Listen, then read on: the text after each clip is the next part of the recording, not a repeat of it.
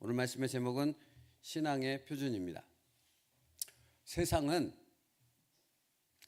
자기 이름 석자를 드러내는데 목적을 둡니다. 자기 이름 석자가 많은 사람들로부터 칭송을 받게 되어지고 영광을 받는 일에 목숨을 건다라는 것입니다. 그러나 믿음은 오직 하나님의 이름만을 드러냅니다. 분명한 차이죠. 이 세상에서의 삶은 언제나 자기 중심입니다.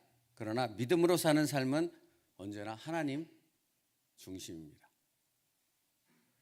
그래서 하나님께서 성도들에게 원하시는 것은 언제나 동일합니다. 그것은 바로 믿음으로 사는 것입니다. 나 중심으로 사는 사람, 나 중심의 삶을 살아가는 인생이 아니라 하나님을 중심으로 사는 인생, 하나님 중심의 삶을 살기 원한다라는 것입니다. 그것이 하나님이 우리에게 원하시는 것입니다. 그런데 여러분, 우리가 이스라엘 백성을 통해 알 수 있는 것은 우리는 끊임없이 하나님 중심으로 살아야 한다라는 그 삶에 도전과 유혹을 받는다는 사실이죠. 세상은, 사단은 절대로 우리를 하나님 중심으로 살아가게 그냥 두지 않습니다. 끊임없이 유혹하고 미혹한다라는 것입니다. 그 대표적인 증거가 무엇입니까? 사사기서의 마지막 말씀인 것이죠. 그때에 이스라엘의 왕이 없으므로 사람이 각기 자기의 소견에 오른 대로 행하였더라입니다. 누가요? 하나님의 백성, 이스라엘 백성이요. 왜 그들이 각기 소견에 오른 대로 행하였습니까? 세상이 유혹했으니까요. 그들이 살아가는 그들의 삶이 속한 세상에서는 끊임없이 나 중심의 삶을 살아가고 내 이름 석자를 드러내는 것에 목적을 두고 살아가라고 우리를 유혹한다는 것입니다. 여러분, 교회라고 다르겠습니까? 교회라고 다르겠냐고요? 교회도 같습니다. 교회에서 하나님의 일을 하고 교회에서 사역을 하고 목사라는 직분을 갖고 있지만 그럼에도 불구하고 세상의 유혹을 끊임없이 받습니다. 무엇을? 나 중심의 삶을 살라고, 내 이름을 드러내라고, 하나님 중심으로 살지 말라고. 이스라엘 백성이 하나님의 백성이 될 수 있었던 이유가 무엇입니까? 혈통입니까? 성경이 그렇게 말합니까? 아니지요. 이스라엘 백성이 하나님의 백성일 수 있는 이유는 무엇입니까? 그들이 하나님 중심의 삶을 살기 때문입니다. 말씀 중심의 삶을 살기 때문입니다. 그것이 이스라엘 백성입니다. 오직 하나님의 말씀 중심으로 살아갈 때 그들이 하나님의 백성이 될 수 있는 것입니다. 그러므로 여러분, 이것을 기억하십시오. 하나님 중심의 삶을 산다는 것은 환경과 상황과 내 감정을 초월해야 한다라는 것입니다. 그렇지 않고서는 안 되니까요. 내 감정을 쫓아 살면, 내 생각을 쫓아 살면 그게 하나님 중심의 삶이 될 수 있던가요? 그럴 수 없습니다.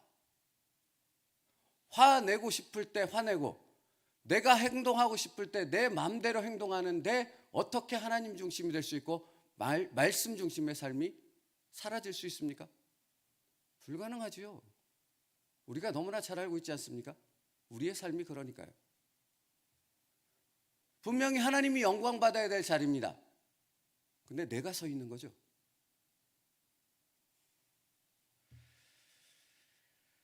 사사기 시대의 이스라엘 백성은 어째서 각기 소견에 오른 대로 행하였던 것입니까? 그들 마음에 늘 핑계가 있었기 때문에 그렇습니다. 합리화가 있었던 거죠. 정당화시켰던 것이죠. 자신들의 행동을. 어떻게? 이것이 하나님의 생각이야. 이것이 하나님의 뜻이야. 그러나 마음 중심은 어떤 것이죠? 그들 스스로도 알았습니다. 여기 마음 중심에 누가 있습니까? 자기 자신이 있었던 겁니다. 그래서 각기 소견에 오른 대로라고 말하고 있는 것입니다. 여러분, 우리도 알고 있어요. 우리가 행동하는 우리의 삶, 우리가 신앙생활, 하나님의 일, 하나님 중심이라고 말하고 있지만 우리 중심에 무엇이 있는가를 우리도 정확히 알고 있다는 겁니다. 다만 포장을 하는 거죠. 정당화시키고 합리화시키는 거죠. 여러분, 교회를 왜 크게 지어야 됩니까?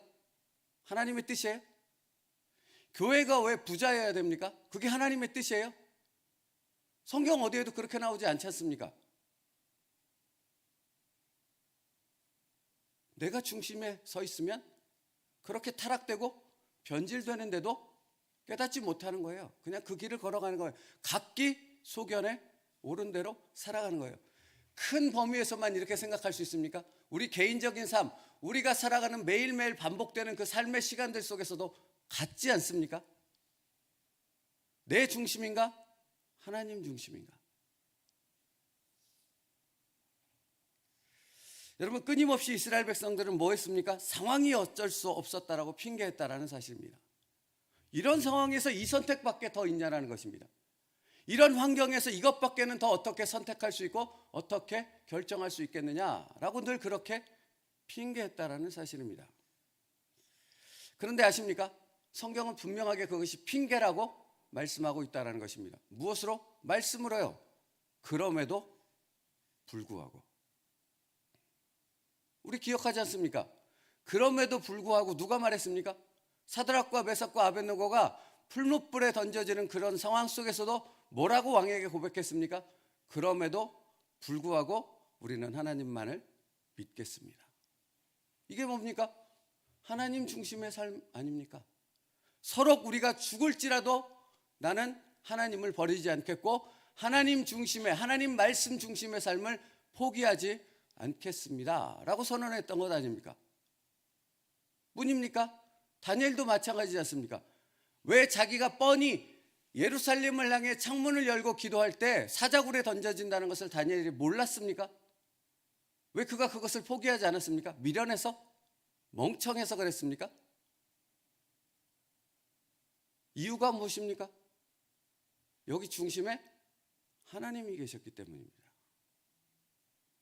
그것이 그럼에도 불구하고입니다. 여러분, 신앙의 표준이 뭐냐고요? 나 중심이 아니라 하나님 중심으로 바뀌는 것입니다. 내 이름을 드러내는 것이 아니라 하나님의 이름 석자 하나님을 드러내는 것이 신앙의 표준이고 하나님이 우리에게 원하시는 것이라고요. 그러면 여러분, 다시 한번 말씀드립니다. 우리가 살아가는 이 세상은 끊임없이 무엇을 유혹한다고요? 우리의 생각을 어떻게 흐트러뜨린다고요? 겉으로는 하나님의 중심이라고 얘기하지만 내 중심의 신앙생활을 하게 만든다라는 것입니다.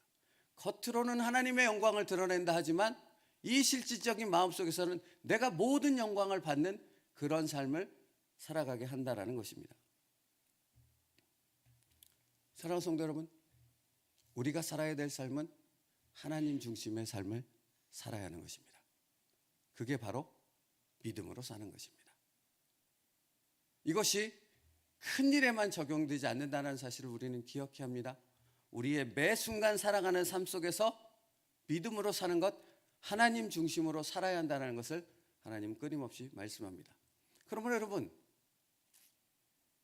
무언가 우리에게 하나님의 말씀 깨달음이 들렸을 때 겸손히 그 하나님의 말씀에 순종한다는 것은 하나님 중심이겠습니까? 내 중심의 삶이겠습니까? 하나님 중심의 삶입니다. 내 폐부를 찌르고 내 정확한 죄악을 드러내고 내 심장을 찌르는 아픔의 말씀들이 들려지고 깨달아질 때 그때가 바로 하나님 중심의 삶을 살 수 있는 놀라운 기회를 하나님께서 내게 허락하신 거라는 것입니다. 그래서 들려지는 것이 은혜라고 말하는 것 아닙니까? 뭔가 깨달아지고 뭔가 다른 하나님의 메시지가 들려지고 뭔가 나의 하나님 앞에서 잘못된 부분들이 깨달아졌을 때 그때 내 자존심을 생각하지 않고 나의 체면을 생각하지 않고 하나님의 뜻이기에 내가 납작 엎드려서 하나님의 뜻 앞에 회개하며 순종할 때 그게 뭐라고요? 하나님 중심의 삶, 하나님을 기쁘시게 하는 삶을 살아가는 것이라는 것입니다. 이렇게 살지 못했던 사람이 누군지 아세요? 이렇게 말씀하심에도 불구하고 이런 삶을 살지 못했던 가장 대표적인 한 사람을 성경은 기록하고 있어요. 그 사람이 누굽니까? 사울왕입니다. 사울왕이요. 사울왕은 언제나 자기 중심적인 삶을 살았잖아요. 우리가 알고 있듯이. 그가 언제 하나님의 중심적인 삶을 살았습니까? 말씀 중심의 삶을 언제 살았습니까? 초지일관 그는 자기 중심적인 삶을 살았어요. 사무엘상 15장 9절이요. 사울과 백성이 아각과 그의 양과 소의 가장 좋은 것 또는 기름진 것과 어린 양과 모든 좋은 것을 남기고 진멸하기를 즐겨 아니하고 가치 없고 하찮은 것은 진멸하니라.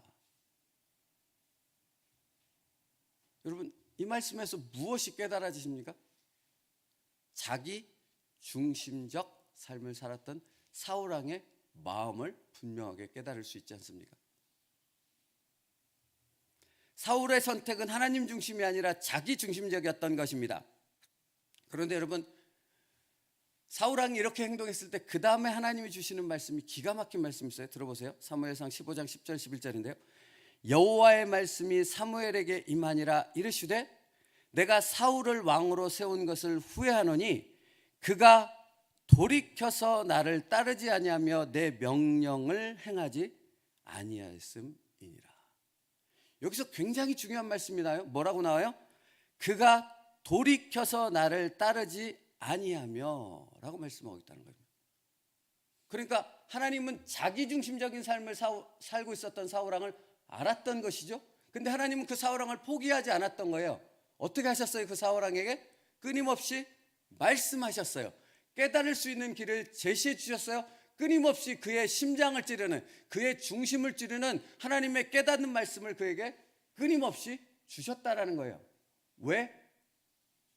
돌이키게 하려고요. 자기중심적인 삶에서 돌이켜 하나님 중심의 삶을 살게 하기 위해서 그를 돌이키기 위해서 말씀하셨다는 겁니다. 근데 문제는 뭐예요? 가장 심각한 문제는 뭐였던 거예요? 그 말씀, 양심에 찔리는 그 가슴에 폐부를 찌르는 말씀이 들렸음에도, 깨달아졌음에도 불구하고 그가 뭐 했다는 거예요? 돌이키지 않았다라는 거예요. 그러면 여러분, 우리를 생각해 봐야 한다는 것입니다. 우리가 자기중심적인 삶을 살 때 하나님은 우리를 가만두겠냐고요? 가만히 그것을 보고 있겠냐고요? 그렇지 않다라는 것입니다. 말씀하신다라는 것입니다. 무엇을 통해서든 우리로 하여금 깨닫도록 우리를 찌르신다는 겁니다. 그럼 중요한 건 무엇입니까? 우리의 반응이 어떠해야 된다는 것입니까? 돌이켜야 한다는 것입니다. 그게 신앙이라는 것입니다. 그게 믿음으로 사는 것이랍니다. 그게 하나님 중심의 삶을 사는 거라는 것입니다. 그게 중요한 거예요. 근데 문제는 돌이키지 않는다는 겁니다. 계속 그 길을 간다는 겁니다. 계속 자기의 고집을 생각하고 자기의 감정 중심으로 살고 자기의 선택과 자기의 생각을 중심으로만 살아가는 그 삶을 포기하지 않는다는 것입니다. 무언가 고집을 부려요. 그게 누구예요? 그게 나라고요. 그걸 깨달아야 한다고요. 그걸 돌이켰을 때 하나님은 말할 수 없는 은혜와 축복을 예비하고 계신 줄 믿습니다. 내가 추구하지 않아도 나를 높일 것이며 내가 원하지 않아도 나를 세울 것이며 하나님은 나를 하나님의 도구로, 영광된 도구로 사용하실 줄 믿습니다. 돌이켜 하나님의 말씀을 따르게 되어졌을 때 우리는 하나님 중심의 삶으로 돌아갈 수 있습니다. 그런데 사울왕은 이 모든 기회를 날려버렸던 것이죠. 그래서 사무엘상 15장 23절 말씀에요, 이렇게 말씀하십니다. 들어보세요.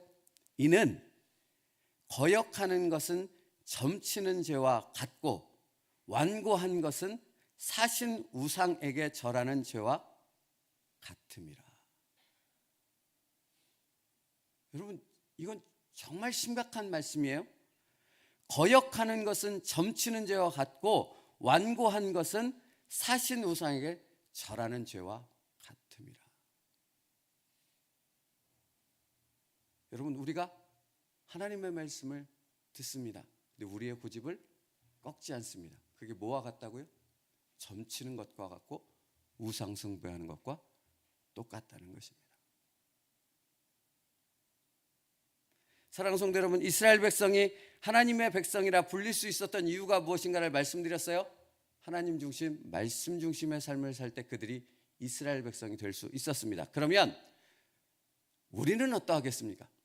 우리를 영적 이스라엘이라고 부르지 않습니까? 저와 여러분이 영적 이스라엘 백성 맞지요? 그렇죠? 그러면 우리가 영적 이스라엘 백성이 될 수 있는 이유는 무엇입니까? 여기 예배당에 있으므로? 성경책 옆에 끼고 다니므로? 집사, 목사 이 직분 달고 있으므로? 아니지 않습니까? 뭐예요? 내가 하나님 중심으로 살 때 영적 이스라엘 백성일 수 있는 것입니다. 하나님의 말씀이 들려졌을 때 내 생각과 다르고 내가 원하는 방향과 다르고 내 자존심을 내려놓고 내가 무릎 꿇어야 되는 상황이라는 것이 느껴졌을 때 그 깨달음에 순종해서 하나님 앞에 무릎 꿇고 내려놓음의 삶을 살아가는 것, 그게 영적 이스라엘 백성이라는 것입니다.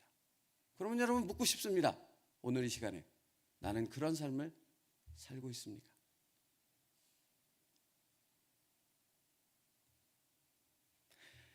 하나님 중심의 삶을 살지 않으면서 영적 이스라엘이라 불릴 수 있겠습니까? 예수 그리스도의 도를 쫓지 않으면서 그리스도인이라 불릴 수 있겠습니까? 하나님 중심의 삶을 살지 않으면서 교회라 말할 수 있겠습니까? 그래서 샘버스 목사님이 이렇게 말씀하시더라고요. 들어보세요. 주의 사역을 하게 되면 하나님은 언제나 우리로 하여금 눈에 띄지 않게 하십니다. 그러나 우리는 할 수만 있으면 영적으로 눈에 띄고 싶어 합니다.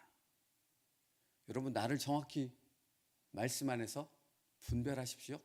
내가 아무리 겸손한 척해도 나는 눈에 띄고 영광 받는 자리에 있길 원한다는 겁니다.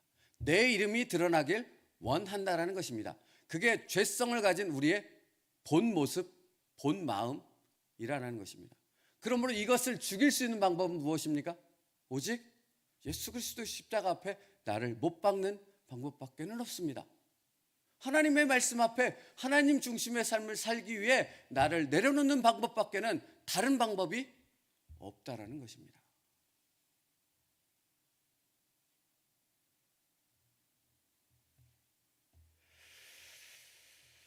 그래서 샘버스 목사님이 이렇게도 얘기해요. 어떤 사람들은 언제나 흘러넘치는 영감과 함께 금빛 후광을 띤 성자처럼 빛나기를 원합니다. 그래서 다른 성도들이 자신을 특별히 대해주기를 원합니다. 그러나 금태로 된 후광을 쓰기를 원하는 성도들은 이 땅에서 아무 쓸모가 없습니다. 하나님의 시각이 그렇다라는 거죠.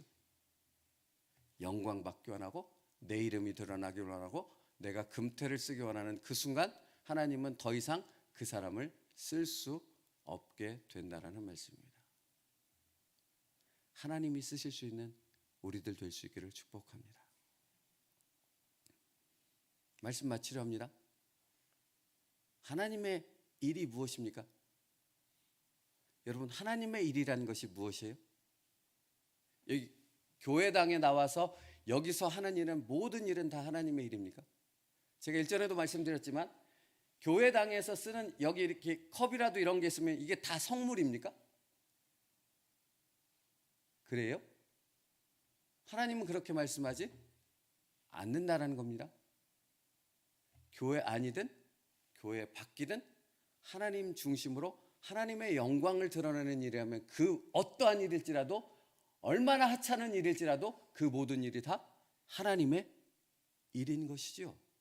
그러나 아무리 교회당에서 행해지는 일일지라도 내 이름이 드러나고 내 중심의 일이 되어진다면 그 일은 절대로 하나님의 일이 될 수 없다라고 말씀합니다. 사랑하는 성도 여러분, 5월 한 달이 오늘로부터 시작됩니다. 주님의 이름으로 축복합니다. 5월 한 달이 하나님 중심의 삶이 되어지길 축복합니다. 하나님이 여러분을 쓰시기에 내가 쓰기에 합당한 자라고 말씀하시는 그 놀라운 음성이 들려질 수 있는 우리의 삶, 우리의 매일의 일상의 삶이 되어지길 축복합니다. 내가 하나님 중심으로 살아갈 때 내가 숨쉬는 그것조차도 하나님의 영광을 드러내는 하나님의 일이 되어질 줄 믿습니다. 여러분, 그런 5월을 만들기 위해 하나님의 말씀을 붙잡고 오늘도 기도하며 하루를 시작할 수 있는 축복된 세움누리교회 모든 성도들 될 수 있기를 간절히 바랍니다. 기도하겠습니다. 살아계신 하나님 감사합니다. 새로운 한 달을 시작하는 우리에게 어떻게 신앙의 삶을, 어떻게 하나님 중심의 삶을 살아가야 하는지를 깨닫게 하셨습니다. 아버지 하나님, 아는 데서 멈추지 말게 하옵소서. 아는 데서 그냥 주저앉아 있는 자들 되지 말게 하여 주시옵소서. 실제 우리의 삶 속에서 정말 하나님 중심으로 나 자신의 생각과 내 이름을 드러내려고 하는 그 욕심을 내려놓고 오직 하나님의 영광만을 위해 살아가는 저희들 될 수 있게 하여 주옵소서. 우리의 삶을 통해, 우리의 순종을 통해, 우리의 하나님 말씀을 붙드는 삶을 통해 하나님의 이름이 높여지는 놀라운 일들을 경험할 수 있는 5월 한 달의 삶이 될 수 있도록 축복하여 주시옵소서. 예수님의 이름으로 기도 올리옵나이다. 아멘.